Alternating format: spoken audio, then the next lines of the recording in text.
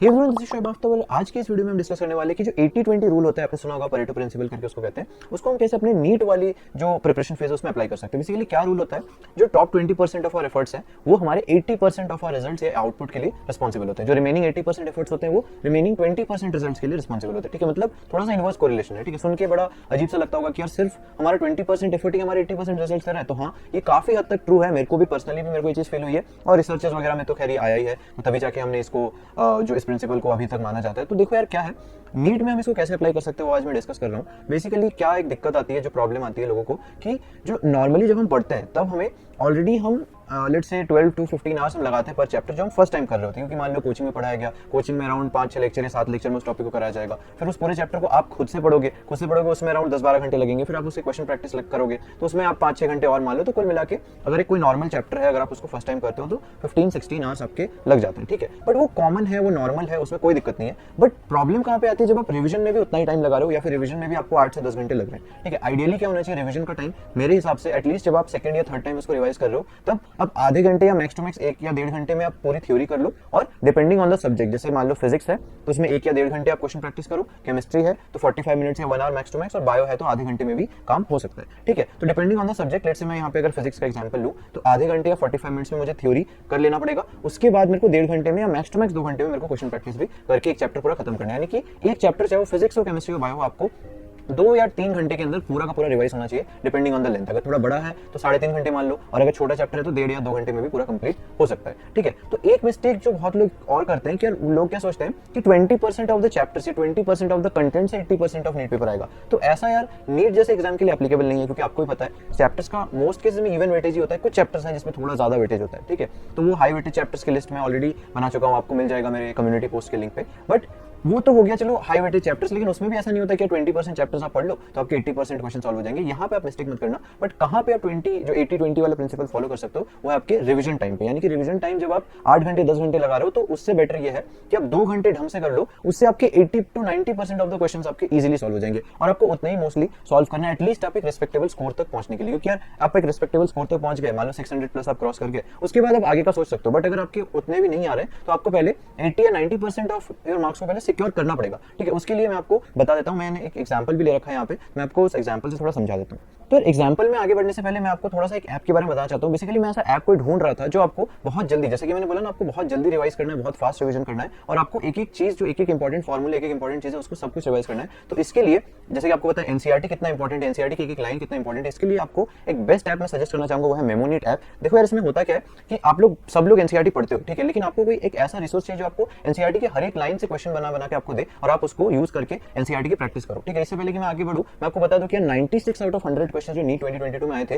वो डायरेक्टली मेमोनीट के ऐप से आए थे। और यार इस चीज का पूरा एनालिसिस करके उन्होंने अपने यूट्यूब चैनल पे भी अपना प्रूफ रिलीज कर दिया। ठीक है, तो 30,000 से भी ज्यादा क्वेश्चंस जो है इन्होंने एनसीईआरटी से एक लाइन से उठा के इन्होंने बनाया। ठीक है, हर एक फॉर्मूला, हर एक रिएक्शन, जो जो चीजें इंपॉर्टेंट है, सब आपको अलग अलग फॉर्मेट में आप इसको प्रैक्टिस कर सकते हो। जंबल्ड वर्ड वाले क्वेश्चन होते हैं इसमें, मैच द फॉलोइंग वाले क्वेश्चन होते हैं, यानी जितने variety of question, diagram based question आप कह लो। ठीक है, तो जितने वैरायटी ऑफ क्वेश्चन हो सकता है वो सब कुछ आपको इसी ऐप पे मिल जाएगा। ठीक है, तो इसमें एक रिपीट टेक्नोलॉजी भी होती है, जिसमें आपको फर्स्ट डे, फिर थर्ड डे, फिर फिफ्थ डे, फिर ऐसे नॉर्मली मतलब एक स्पेस रिपीटेशन जो टेक्निक होता है ना, कि फर्स्ट डे आपने रिवाइज किया, आपको थोड़ा बहुत याद हुआ, फिर थर्ड डे आपने रिवाइज किया, आपको काफी याद हो गया, फिर इससे पहले कि आप भूलो 7th डे पे आपको फिर से नोटिफिकेशन आ जाएगा कि यार आपको रिवीजन करना है। ठीक है, तो ये एक स्पेस रिपीटेशन टेक्निक वाला मेथड भी जो है इसमें फॉलो होता है। तो आपकी जो क्वेश्चन गलत होते हैं उनको बार बार प्रैक्टिस आपको करवाया जाता है। ठीक है यार, तो यही सब इसके मेन फीचर्स थे। ठीक है, तो फन तरीका है, क्रॉसवर्ड है, पजल्स है, मीम्स है, बहुत सारी चीजें हैं, फन तरीका है याद करने का। तो आप इसको चेकआउट कर सकते हो, लिंक मैं नीचे डिस्क्रिप्शन में डाल दूंगा। काफी लोगों ने डाउनलोड किया है, अराउंड 3 लाख प्लस स्टूडेंट्स ने इस ऐप को यूज कर रखा है।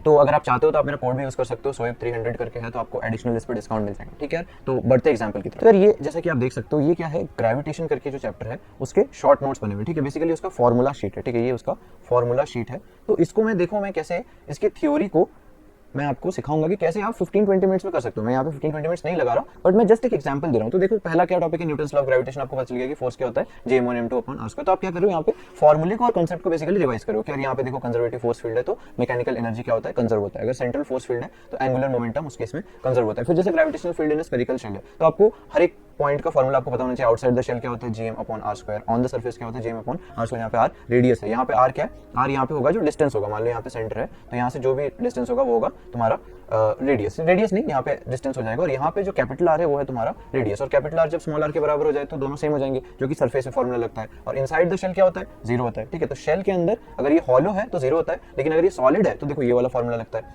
ठीक है, जीएम आर माइनस डी, जहाँ पे डी क्या है, डेप्थ है, ठीक है। मान लो यहाँ पे स्फेरिकल शेल है, यहाँ पे डी जो है वो डेप्थ है। तो मैं यहाँ पे क्या समझाना चाह रहा हूँ कि बहुत जल्दी आप सारे फॉर्मुलेस को बहुत फास्ट तरीके से रिवाइज कर सकते हो। जैसे मान लो ये हो गया तुम्हारा सॉलिड का फॉर्मूला आ गया, ठीक है, ये हो गया तुम्हारे स्फेरिकल शेल का फॉर्मूला आ गया, ग्रेविटेशनल पोटेंशियल का यहाँ पे फॉर्मूला आ गया, ठीक है।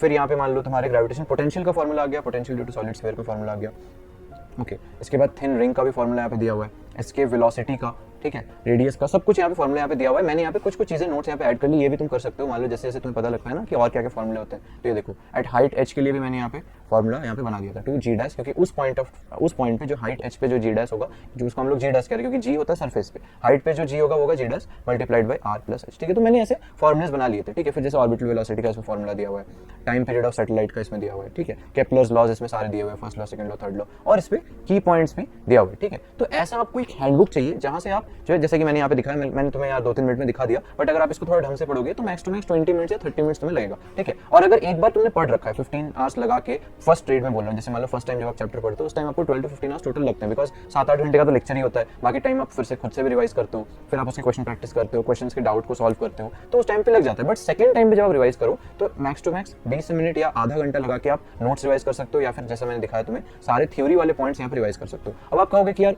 थ्योरी तो हो गया, थ्योरी के अलावा जो क्वेश्चन प्रैक्टिस है वो कहां से हो पाएगा? तो ऑब्वियसली सबसे पहला पॉइंट, अभी आपके पास बहुत कम टाइम बचा हुआ है, तो सबसे पहला आपका प्रायोरिटी क्या होना चाहिए? PYQs, previous year question at least आप लगा लो, तो अब तक आप काफी हद तक सिक्योर हो जाओगे, मतलब मैक्सिमम क्वेश्चन आपके बन रहे होंगे, ठीक है। तो प्रीवियस ईयर क्वेश्चन पिछले 10 ईयर्स के आप फटाफट सॉल्व कर लो, कितना लगेगा? 45 मिनट्स लग जाएगा, ठीक है। उसके बाद आप क्या कर सकते हो, जो भी आपका मटेरियल आपने फर्स्ट टाइम सॉल्व किया था, मैंने बोला ना 15-16 आवर्स आपके लगे होंगे फर्स्ट टाइम सॉल्व करने पे, तो फर्स्ट टाइम जो आपने सॉल्व किया था उसमें आपको क्या करना था, जो इंपॉर्टेंट क्वेश्चन है उसमें टिक करना था या स्टार मार्क करना था, तो उसको ही उठाओ, वापस से वो मटेरियल उठाओ और उसी मटेरियल में ढूंढो कि कौन कौन से इंपॉर्टेंट क्वेश्चंस थे या डाउट वाले क्वेश्चन थे जो तुमसे फर्स्ट टाइम में नहीं बने, उसको बना लो, ठीक है। तो अगर आपके पास ऐसा कोई हैंडबुक नहीं है तो भी कोई आपको टेंशन लेने की जरूरत नहीं है, बिकॉज मैं अपने टेलीग्राम चैनल पे ये सारे चैप्टर्स के हैंडबुक डाल चुका हूँ। आप क्या कर सकते हो, नीचे डिस्क्रिप्शन लिंक पे आपको मेरा टेलीग्राम लिंक मिल जाएगा, आप उस पर चले जाओ और उस पर आप फाइल्स वाले सेक्शन में चले जाना। फाइल्स वाले सेक्शन में आपको सारे जो चैप्टर्स है उसमें सारे उसकी पूरी लिस्ट दिख जाएगी और उसमें से आप हैंडबुक से रिवाइज इजीली कर सकते हो, ठीक है। सिर्फ फिजिक्स ही नहीं यार, फिजिकल केमिस्ट्री में भी हमें ऐसा ही सेम रिसोर्स चाहिए होता है, तो उसके लिए भी आपको हैंडबुक यहाँ पे मिल जाएगा, ठीक है।